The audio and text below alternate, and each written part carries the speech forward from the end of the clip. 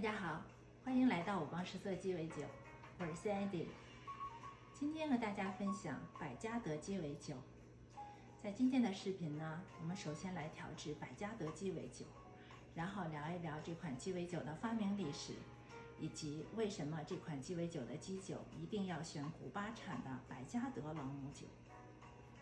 在视频的最后呢，我们一起分享一下在美国酒吧如何付小费。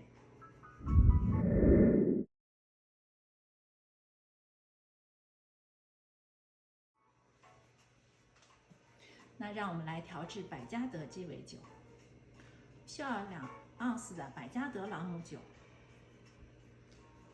，0.5盎司的新鲜柠檬汁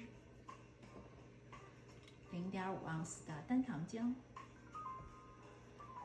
半茶匙的红石榴糖浆，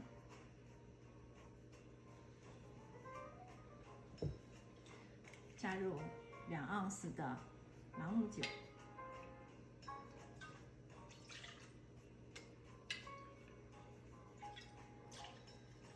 ，0.5盎司的新鲜柠檬汁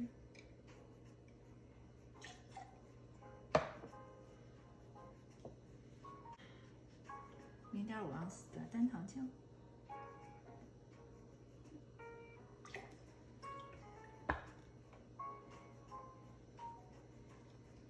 半茶匙的红石榴糖浆，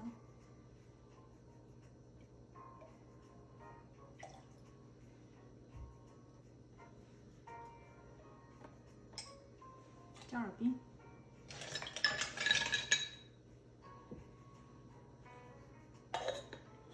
晃动摇酒器10到15秒。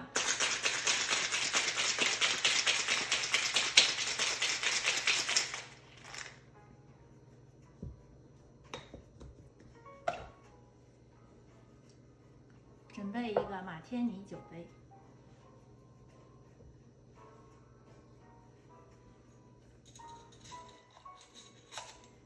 将酒过滤到酒杯中，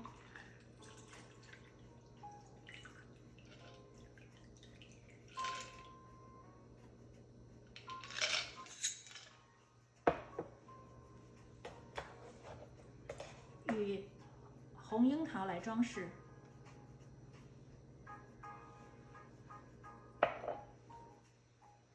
一款百加得鸡尾酒做好了 ，Cheers！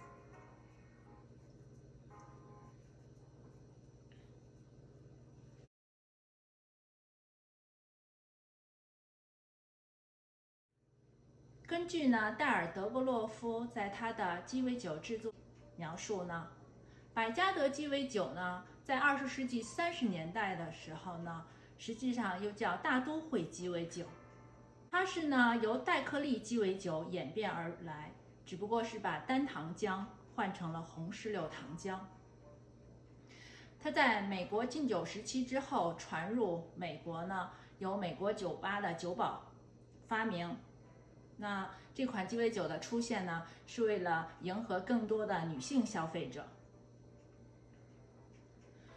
关于呢戴尔·德格洛夫呢，在我的视频《琴酒之罗》中有详细介绍。关于美国禁酒时期呢，在我的视频《长岛冰茶》中有详细介绍。那1936年的时候呢，百加得公司呢，将美国纽约的很多餐馆和酒吧告上了美国最高法院。他们状告这些餐馆和酒吧的理由呢，是说他们做的百加得鸡尾酒呢，并没有用古巴产的百加得朗姆酒做基酒，而是用了其他的朗姆酒。那经美国最高法院的裁定呢，百加得鸡尾酒呢，必须用百加得朗姆酒做基酒。虽然最高法院的裁定呢，并没有强制执行，但是却为百加得公司走入美国的公众视野，以及在美国进一步打开销售市场做了很好的免费广告。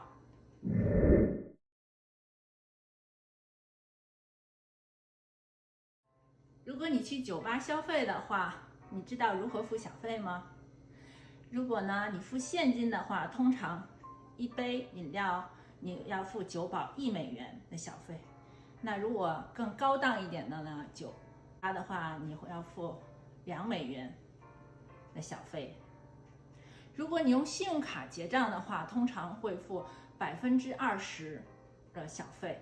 那账单里的话，那 subtotal 呢是96块8毛呢，就是税前呢你的消费是96块8毛 ，tax 5块8毛1呢，税是5块8毛1。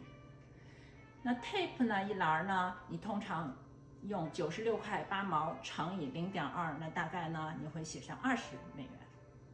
那 total 呢就是总共呢你要加上102块6毛1，加上20呢，你要写上122块6毛1。